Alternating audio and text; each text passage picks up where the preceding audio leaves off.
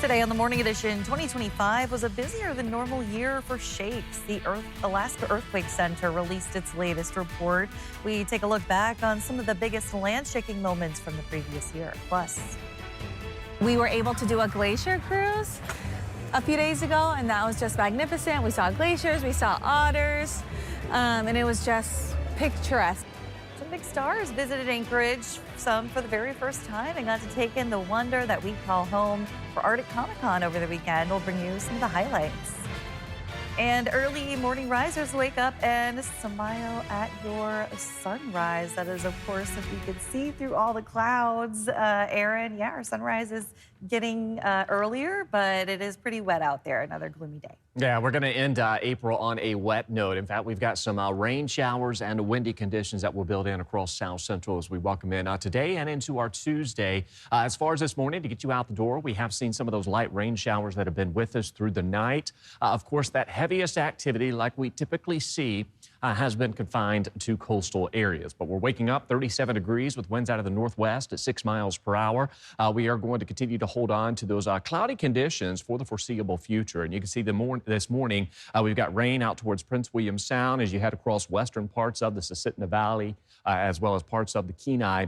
Inland areas of South Central, we have been holding on to some light rain showers, but we'll see some dry time beginning to develop here over the next couple of hours and carrying us into the afternoon.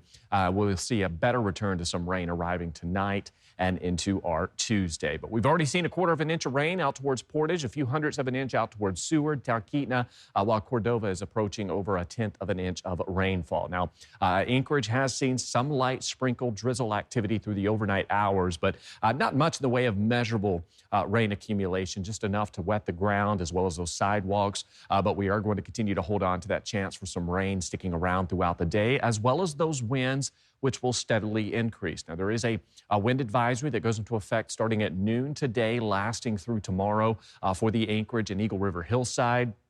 You can see winds so far this morning gusting anywhere from about 20 to 30 miles per hour, with some of those stronger winds continuing to remain confined out towards coastal areas. But there is that wind advisory, and again, that goes into effect from noon today through 2 a.m. tomorrow, and that is for the Anchorage hillside and Eagle River. This is where we're going to see winds up to 40 miles per hour, with gusts anywhere from 55 to 65 miles per hour to be expected. Now, most locations will be up under that rain shadow, which is why we will see some dry conditions later today, but heavy rain does move back in overnight into tomorrow, taking aim on coastal South Central. We're also watching that stretch of 50s remaining through the interior, with more rain set to return to southeast. I'll have those details for you coming up. An avalanche near Flat Top Mountain near Anchorage left multiple people needing to be dug out and sent one man to the hospital. Alaska State Troopers say it happened on Saturday around 4:30 p.m. about 2 miles east of the Flat Top parking lot. According to Alaska Mountain Rescue Group, it happened on Peak 3 in Glen Alps. Troopers got the call that the 42-year-old man was caught in the avalanche and broke his leg. The man said he thought the 4 other hikers he was with had been buried in the avalanche. Multiple agencies responded, and troopers say 2 skiers dug out the 4 hikers. The man, who reported to have a broken leg, was taken to the hospital.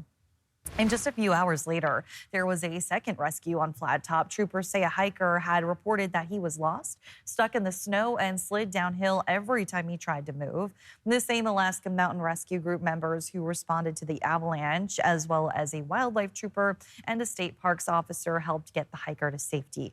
He was found about 1/4 mile from the parking lot, and the crew helped him down the hill. Troopers say no injuries were reported. The Alaska Earthquake Center released its report detailing last year's notable events. Alaska had more than 70 magnitude 5.0 or above quakes last year. As Michaela Clark reports, scientists say it was a slightly higher than average year, and detail how earthquakes and landslides impacted Alaska in 2025. The largest earthquake in the world in 2025 was not in Alaska, but it was close, and it threw the coastlines into chaos in July. This earthquake is primarily giving us that upward motion, and that's what we need to get a significant tsunami moving across the ocean. The 8.8 Kamchatka earthquake on July 29th ties for the 6th largest quake recorded in the world, and it sparked tsunami warnings. We have measured a tsunami in Amchitka and Adak, St. Paul. In Adak, there was a nearly 3-foot tsunami. It may not seem like a lot, but the water can pack a big punch. The amount of energy that's carried by it, from the seafloor to the top of wave is quite high. Those waves were just days after another tsunami warning on Alaska's coastline, coming from the state's largest quake of the year. Yeah, definitely a scary afternoon for many. The 7.3 Sandpoint quake created a small tsunami, and the whole situation left some rattled. It took a little while after the earthquake to kind of settle. I just felt a little shaken. From earthquakes to landslides, the earth was moving in 2025. You couldn't miss the big chunk of the mountain that had fallen off. The large Tracy Arm landslide in August was caught on seismometers. It was kind of a reminder of that landslide hazard potential in Alaska. A massive amount of land fell off the fjord wall and into the deep waters of Tracy Arm, south of Juneau. The wave had run up to 1,500-ish feet, and that, I think, kind of took us aback. That wave, estimated to be only a few hundred feet shy of the tallest recorded tsunami. But nothing quite like a 1,500-foot splash wave. The ornaments on the Christmas tree were going nuts. And before the end of the year, another 7.0 quake made it in. In the time it took me to get up and walk to the other room, we started having sort of a major shake. The Hubbard Glacier quake hit December 6th in Canada, near the border with Alaska. It triggered about 700 landslides and avalanches. Some of them, especially some of the smaller ones, are probably snow avalanches. But we know for sure that at least a few of the really big ones involved some rock. Landslides, dangerous tsunamis, one of the largest earthquakes ever recorded, and countless smaller shakes. Alaskans prevailed as 2025 left the reminder that the ground can move at any moment. Michaela Clark, Alaska's news source. Meantime, the Anchorage Police Department is answering questions after confirming the body found in the Spenard area last week is Kelly Hunt. The 19-year-old from Shaktoolik had been missing since January after she did not complete a planned trip from Anchorage to Saldana. The APD says she was staying at a home just a few blocks from where her body was found near Lois and 36th.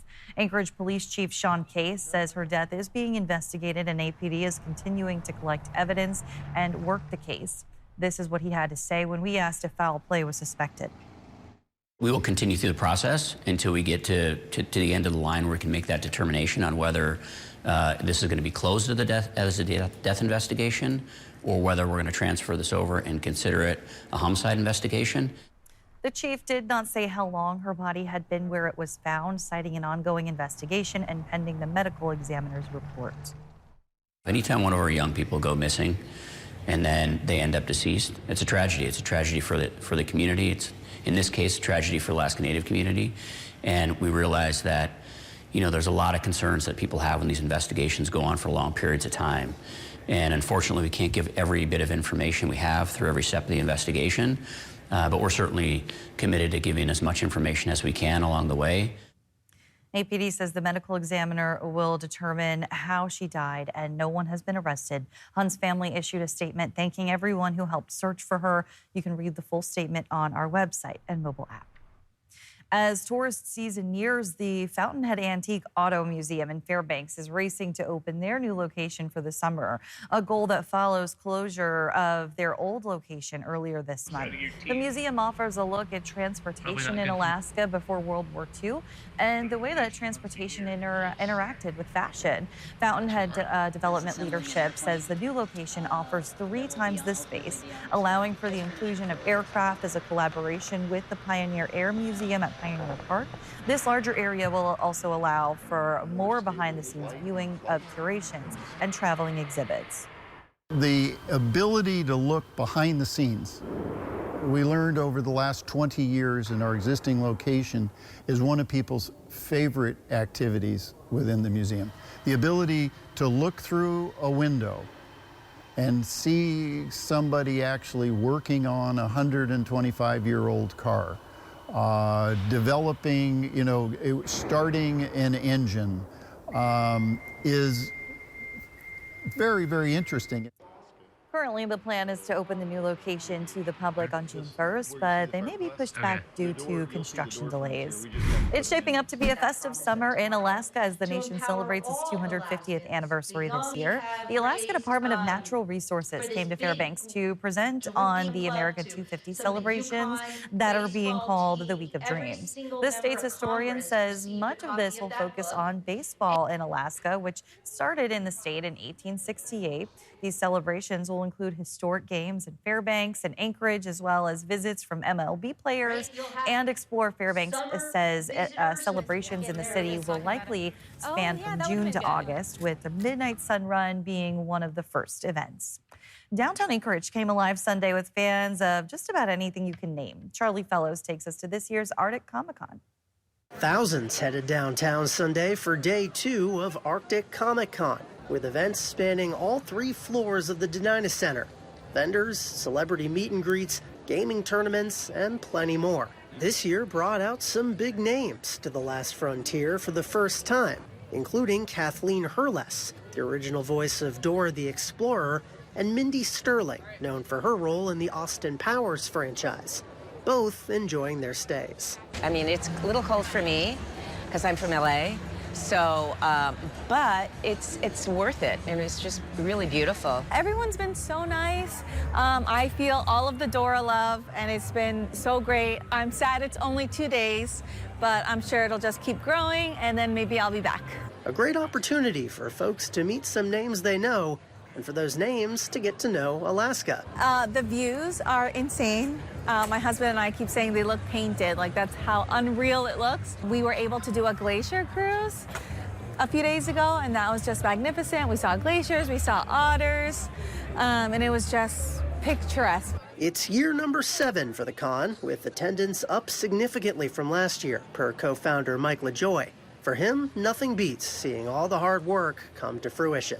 I spend 52 weeks planning this event every year. Brad Erickson at Erickson Events, and I work together very closely. I'm blessed with one of the best teams I could ever ask for, and we literally work all year to put this weekend on. And it's bigger this year than it's ever been, and it's going to continue to grow. This is the second of this 2-day event, but rest assured, preparations for the 2027 con are already underway. Charlie Fellows, Alaska's news source.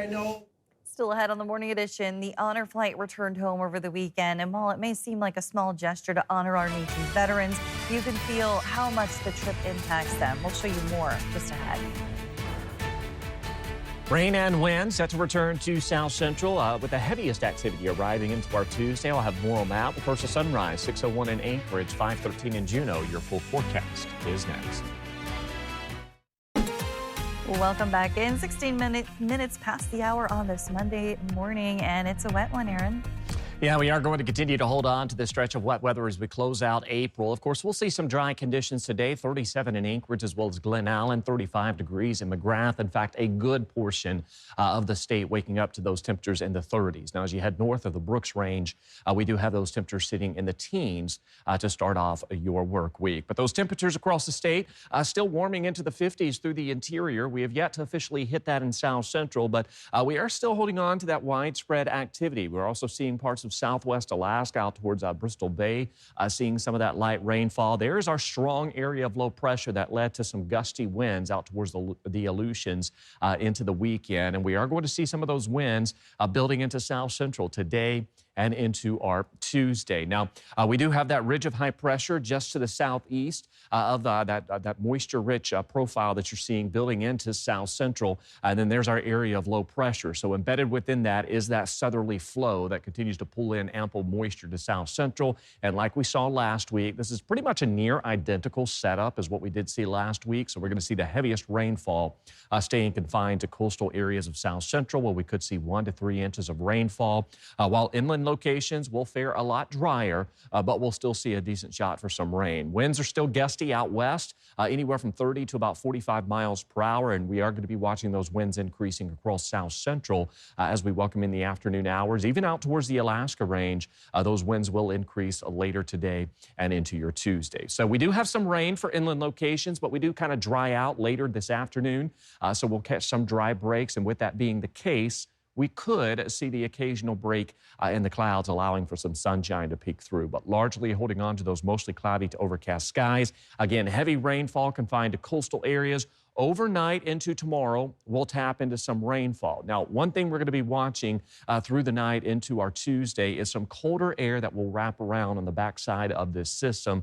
This will lead to the potential for some of those higher elevations along the hillside, possibly out towards the pass, where we could see some light wintry mix, if not some snow showers to occur. But for the Anchorage Bowl and areas at sea level, we are just going to hold on to some light rain, maybe a flake or two making it to the surface. But we'll keep with that rain showers into our Tuesday, and then beyond Tuesday, due to the nature of the atmosphere, we will keep at least some isolated activity sticking around as we head from Tuesday afternoon on through the close of the week. But we are going to see that heaviest rainfall staying confined to coastal areas. 1 to 3 inches looks possible, much like last week. Western parts of Prince William Sound looking to take the brunt of that rainfall. And then you can see for inland areas of South Central, we'll fare a lot drier, but we'll still see a decent shot for some rainfall. So that stays with us into our Wednesday. And again, we'll also be watching some of those winds. Today, some of those winds at the surface will be gusting upwards of about 30 miles per hour. Higher wind speeds as you head along the Anchorage and the Eagle River hillside,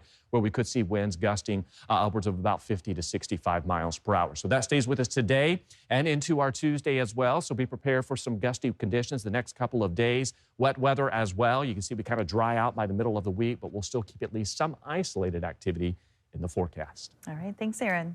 Saturday afternoon at Ted Stevens Airport in Anchorage, a group of Alaskan veterans returned home from an unforgettable journey to Washington, D.C., where they saw war memorials and met others with shared experiences. Charlie Fellows was at the heroes' welcome home and that they received when they made it back here to Alaska.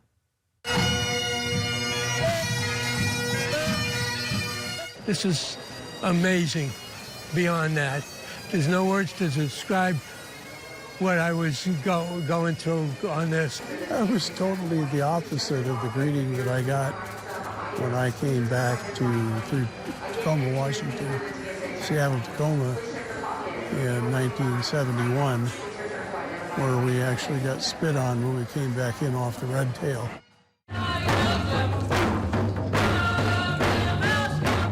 It was a joint operation between the United States Navy and the Army, and that's what this gentleman did too. And he was on the rivers in Vietnam. And here we are 58 years later, Gary, 58 years later, and we're on this flight and did this incredible journey together that I'll never forget. When people think about what On Flight does, they think, oh, those are the guys that take vets to D.C. But we are not in the business of taking vets to D.C. We have just one job, and that is to say, thank you for your service. Yes!